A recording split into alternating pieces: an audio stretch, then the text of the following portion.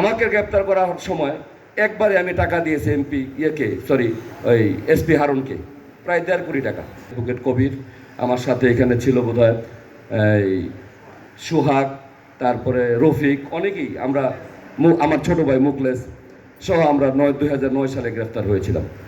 যাই হোক, রাজনীতি মানেই মিথ্যা মামলা, গ্রেপ্তার, এটি মাথায় নিয়ে আমরা রাজনীতি করেছি।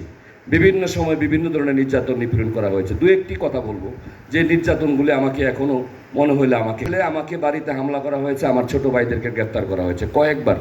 অনেকে, যে মুসলিম ভাই বলেছে, আমাকে গ্রেপ্তার করার সময় একবারে আমি টাকা দিয়েছি ওই এসপি হারুনকে, প্রায় 1.5 কোটি টাকা। কিন্তু ছোট ভাইদেরকে যখন গ্রেপ্তার করে, মা যখন ফোন দেয়, তুই রাজনীতি করস, তোর কারণে আমার ছেলেদেরকে এভাবে নির্যাতন নিপীড়ন করে তাদেরকে গ্রেফতার করে, তুই হয় রাজনীতি ছেড়ে দে, আর নয় বাড়ি ছেড়ে দে। অনেক সময় সন্ধ্যার সময় মা বলতো, সন্ধ্যা হয়েছে, বাসার থেকে বের হয়ে যা, হয়তো পুলিশ আসবে, তুই বাসায় আসছিস খবর পেলে, তুই বাসার থেকে বের হয়ে যা, না হলে তোকে বাসায় না পেলে আমার ছোট ছেলেদেরকে গ্রেপ্তার করবে। মায়েরা কিন্তু বলতো সন্ধ্যার সময় ফোন দিয়ে বাসায় আয়। কিন্তু আমার মা বা অনেকের মা অনেককে এরকম বলেছে যে তোমরা সন্ধ্যা হয়েছে, বাসার থেকে বের হয়ে যাও, যে কোনো সময় আওয়ামী পুলিশ, হানাদার বাহিনী তোমাদের ওপর গাপ্তি বেড়ে তোমাদেরকে গ্রেপ্তার করতে পারে। এরকম অনেক নেতৃবৃন্দকে বলেছে। আমি সকলকে তেগি বলবো। তবে দু একটি নির্যাতন যেটা করা হয়েছে, এসপি হারুন যখন আমাকে গ্রেপ্তার করে, 3 দিন যখন আমাকে গুম করে রাখে, এই আঙ্গুলের নখের উপর দিয়ে প্লাস দিয়ে যখন আঙ্গুলের নখগুলি উঠায়, 4টা নখ আমার উঠিয়েছিল, একটা নখ আমি এখন পর্যন্ত ঠিক করতে পারি নাই। বিভিন্ন দেশে আমি চিকিৎসা করেছি।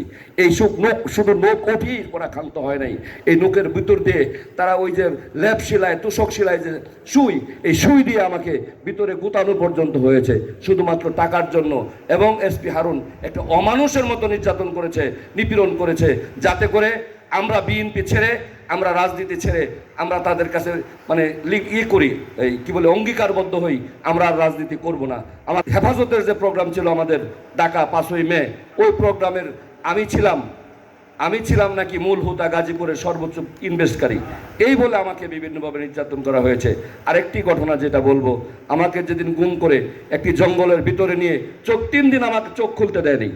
শুধু প্রস্রাব পায়খানা এবং খাবারের সময় আমার চোখ খুলেছে, গাড়ির মধ্যে ছাড়া কোথাও আমাকে রাখতে দেয় নাই।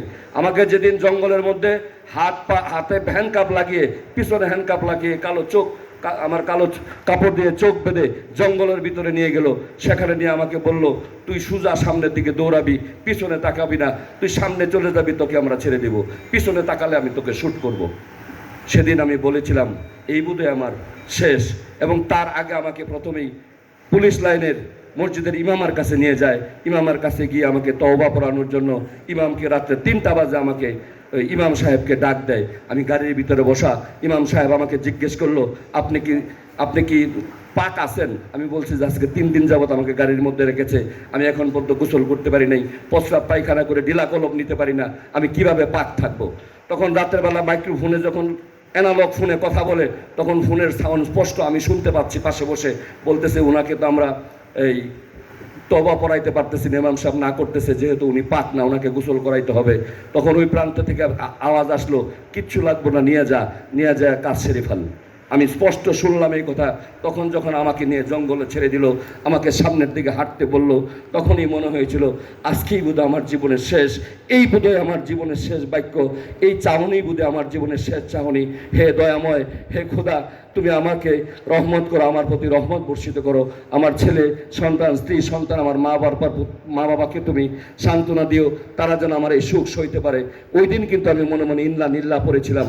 যাই হোক, আল্লাহর কি অশেষ রহমত, ওইখান থেকে আল্লাহ পাক আমাকে বাঁচিয়েছিল। এরকম অগণিত নির্যাতন আমার উপর বিভিন্নভাবে করেছে। আমার বাসা বাড়িতে হামলা করেছে, আমার বাসা বাড়িতে এসে দরজা জানালা ভেঙে আমার ফার্নিচার সহ গাড়িতে পর্যন্ত তারা হামলা করেছে। যাই হোক, আমাদের মাননীয় সংসদ সদস্য মহোদয়, উনিও যথেষ্ট চিকিৎসাবিদ ছিলেন। উনি ইচ্ছা করলেই মাস গেলে লক্ষ লক্ষ টাকা উনি বেতন নিতে পারতেন। সরকারি বেতনে উনি অনায়াসে জীবন যাপন করতে পারতেন। কিন্তু গাজীপুর 3 সংসদীয় আসনের তারেক রহমানের প্রতি আস্থা এবং অবিচল রেখে উনিও নির্যাতন নিপীড়নের শিকার হয়েছেন। বিভিন্নভাবে উনার উপর অমানসিক নির্যাতন করা হয়েছে, রিমান্ডের নামে অমানসিক পৈশাচিক নির্যাতন করা হয়েছে। তথাপি উনি ঢাকায় বসে থাকলে আমাদেরকে নির্দেশ দিলেই পারতেন উমরা ওই এলাকায় আন্দোলন সংগ্রামের নেতৃত্ব দাও।